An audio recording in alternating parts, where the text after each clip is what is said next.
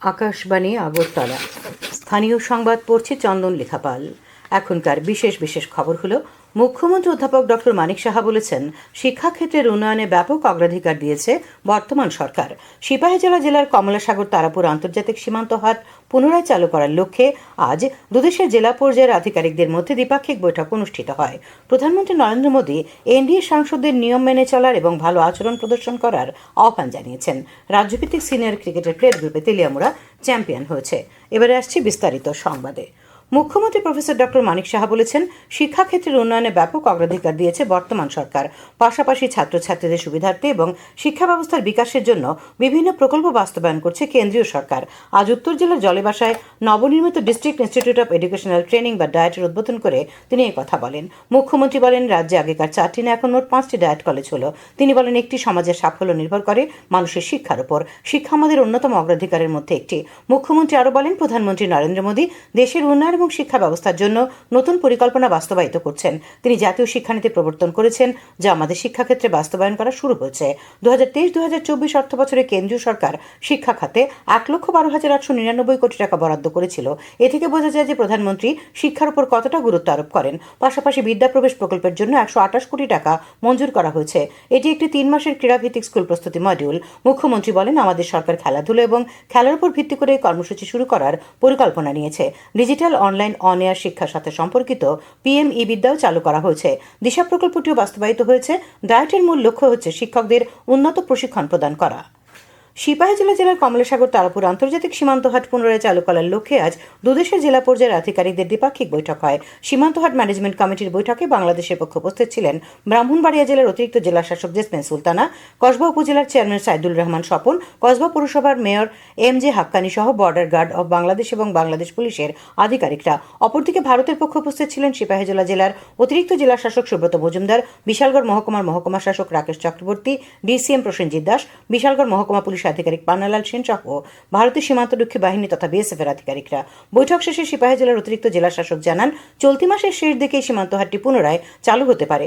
বাংলাদেশের ব্রাহ্মণবাড়িয়া জেলার অতিরিক্ত জেলা শাসক জানিয়েছেন, এই সীমান্ত হাটটি পুনরায় চালু করার আগে পরিষ্কার পরিচ্ছন্নতার পাশাপাশি কিছু সংস্কার করা হবে।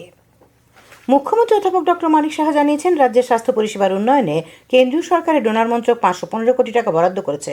আজ বিকেলে ঊনকোটি জেলার কাঞ্চনবাড়ি প্রাথমিক স্বাস্থ্যকেন্দ্র ভেটেরিনারি ডিসপেন্সারির নবনির্মিত ভবন দুটির আনুষ্ঠানিক দ্বারোদ্ঘাটন অনুষ্ঠানে বক্তব্য রাখতে গিয়ে তিনি একথা বলেন। তিনি বলেন, রাজ্যে এইমসের ধাঁচে হাসপাতাল স্থাপনে কেন্দ্রীয় সরকারের কাছে অনুরোধ জানানো হয়েছে।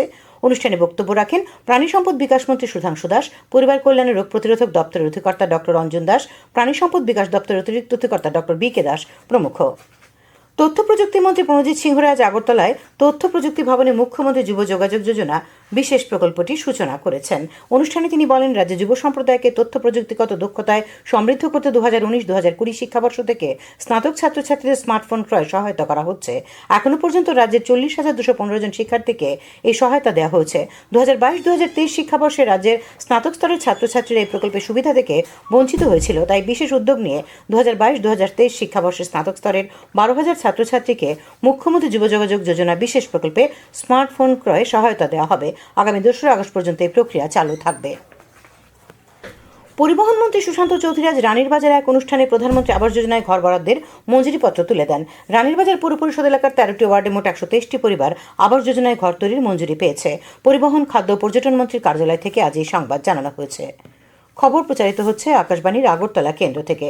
প্রধানমন্ত্রী নরেন্দ্র মোদী আজ এনডিএ সাংসদদের নিয়ম মেনে চলার, সংসদীয় গণতন্ত্রের নীতিগুলিকে সমুন্নত রাখার এবং ভালো আচরণ প্রদর্শন করার আহ্বান জানিয়েছেন। নতুন সরকার গঠনের পর নতুন দিল্লিতে এনডিএ সংসদীয় দলের প্রথম বৈঠকে শ্রী মোদী কথা বলেন। বৈঠকের পরে সংসদীয় বিষয়ক মন্ত্রী কিরেন রিজিজু সাংবাদিকদের জানান যে প্রধানমন্ত্রী সমস্ত এনডিএ সাংসদদের সঠিক আচরণের বিষয়ে নির্দেশ দিয়েছেন। শ্রী রিজিজু বলেন, প্রধানমন্ত্রী জোর দিয়ে বলেছেন যে প্রত্যেক সাংসদ দেশের সেবা করার জন্য নির্বাচিত হয়েছেন এবং তারা যে দলেরই হন না কেন, জাতির সেবা তাদের প্রধান দায়িত্ব। প্রধানমন্ত্রী সাংসদদের তাদের আগ্রহের বিষয় যেমন জল, পরিবেশ ও সামাজিক ক্ষেত্রে দক্ষতা তৈরি করতে উৎসাহিত করেন। প্রধানমন্ত্রী নরেন্দ্র মোদী লোকসভা নির্বাচনের স্থিতিশীলতা এবং ধারাবাহিকতার বিষয়ে জনগণকে আশ্বস্ত করেছেন।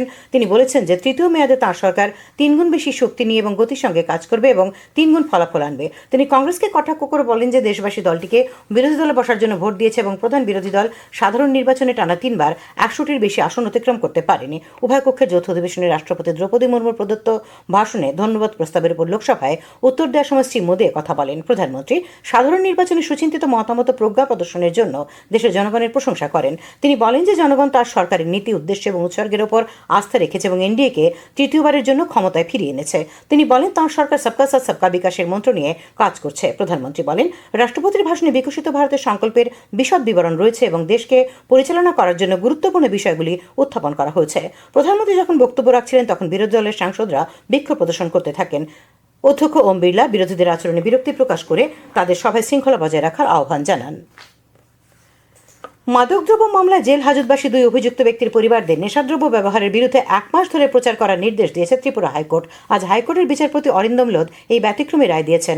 অভিযুক্তদের পরিবারদের নেশার বিরুদ্ধে মাসব্যাপী প্রচার শেষ হলেই তাঁদের করা জামিনের আবেদনের উপর রায় ঘোষণা করা হবে। এই মামলায় সরকারি আইনজীবী সম্রাট ঘোষ জানিয়েছেন 2 মাস আগে গন্ডাতুইসের বাসিন্দা জীবনজয় ত্রিপুরা এবং সেলেনজয় ত্রিপুরাকে পুলিশ প্রচুর পরিমাণে হেরোইন সহ গ্রেপ্তার করে। তারপর আদালতের নির্দেশে গত 78 দিন ধরে তারা জেল হাজতে রয়েছে। তাদের জামিন চেয়ে জীবনজয়ের স্ত্রী হাইকোর্টে আবেদন করেন। মামলার শুনানির পর আজ হাইকোর্ট নির্দেশ দিয়েছে 2 অভিযুক্তের অভিভাবক এবং নিকট আত্মীয়দের 1 মাস ধরে গন্ডাতুইস এলাকায় নিজের এলাকায় নেশার বিরুদ্ধে সচেতনতামূলক কাজ করে যেতে হবে। গন্ডাতুইসা থানার ওসির উদ্দেশ্যে কোর্ট নির্দেশ দিয়েছে যে এই সচেতনতা কার্যক্রমগুলির ভিডিও এবং ফটো তুলে আদালতে জমা দিতে হবে। এসব বিষয়ে রিপোর্ট জমা পড়ার পর আগামী 5ই আগস্ট জামিনের উপর রায় দেবেন বিচারপতি।